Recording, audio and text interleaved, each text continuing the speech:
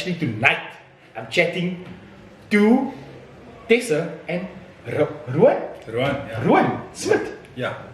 And the two of them have developed the Beerchamp app. And I'm blown away by the experience tonight, sitting here with the Northeasters and doing the scoring. It was simple, it was a once-off, everybody gets that. And I love the fact that on the app, when you're checking the aromas, the flavors, the overall profile of it, it gives you little hints as to what to expect. So, Rohann, tell us a bit more about that.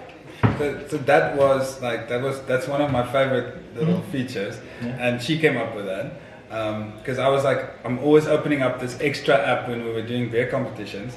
So BJCP page, BJCP pages to go through what am I supposed to be scoring. I want to feel like I know what I'm talking about. Exactly. What does this mean? So she suggested, why don't we just put that on each beer that you score? So when you're on a beer, you just click on one of the icons. If it's sorry, just to break your word, are we clear that you are going according to the BJCP ruling? Okay. Yeah. So just to make it simple for everyone, because like even like guys that are just starting out and they want to like learn about beer, they want to learn about how to appreciate beer more. That's a nice. The BJCP guidelines is a nice like entry to how to kind of, what are you supposed to smell, what are you supposed to look for, how it's supposed to look, how it's supposed to taste. So those things are nice. And those are all things that I only picked up because I joined a homebrew club. Yeah. I didn't know that. And then because I joined the homebrew club, I started watching YouTube videos constantly. And my whole algorithm is just guys brewing at home. Mine too. And they were all just talking about BJCP. And like they have to, Martin Keane with his 99 beers in 99 weeks. So I was like, I'm gonna have to brew more than I'm doing now. Yeah. So when I was like participating in these competitions in our club in Heidelberg, I found out like it's a bit frustrating with like I want to go back and score stuff that. So I score stuff when I start, and then when I'm halfway through, I'm like, oh, I like this one more, but do I like it more than the previous one? Yeah. So I want to go back, and the way that we did it was a bit hard to do that. You can't really. So we were lining up like cattle in front of 20 beers. And they were like, now you have to score these 20 beers in this order. Now, So like if you're 30 guys behind, by the time you're beer 20, it's warm and you're kind of lost interest. So that was one of the first things we said, like the app needs to be able to jump between beers. And user-friendly, of course. It needs to be user-friendly. It needs to be like people need to just pick it up and go. Yeah. Which was nice tonight here at Northeasters to find like the only problem we had was someone had a really old version of the app and he couldn't like download the new one. So I just helped him, put him on the Wi-Fi, and there we go. So some people don't have the proper phones. There's gonna be a Huawei app very soon. Let's leave the conversation. Don't make promises. No, but that's a conversation for another day. Okay. But where did this idea come from though? Because I've heard that it is pretty groundbreaking that it's one of the first actual user-friendly beer judging competitions, because previous beer judgings that I went to has a massive sheet with paper and each one needs to be scored according to this, where you can literally now just slide and score. So where does it come from? So my initial idea was like I'm a designer and I work at a company that I work on our company's apps and stuff, and my wife's a developer and she can build the technology. And we were sitting and obviously having a beer, and I was saying like I can design something that's more fun to use than what we're currently doing. I'm just gonna, as an exercise, design something. And when I looked at it, I got more excited and more excited. Of course, added more screens and added more stuff. And then I started chatting to her and I started chatting to some of the guys in the club, and they're like, "Oh, this would be a cool thing to try." And then she said, "Well, I can just build it then." So we were like, "Okay." Then the two of us team up and we like create like the hobby of craft beer and drinking beer and sharing beer with friends and going to the competitions, because she always joins me at the competitions.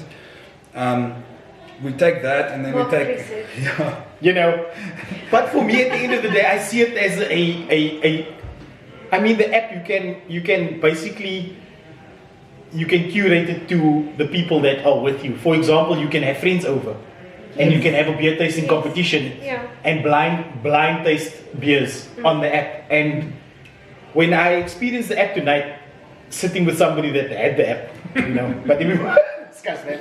But I could see I saw the value in it is that it is available and usable for everybody. Where do you see the app? Where do you want to see your app though? Global.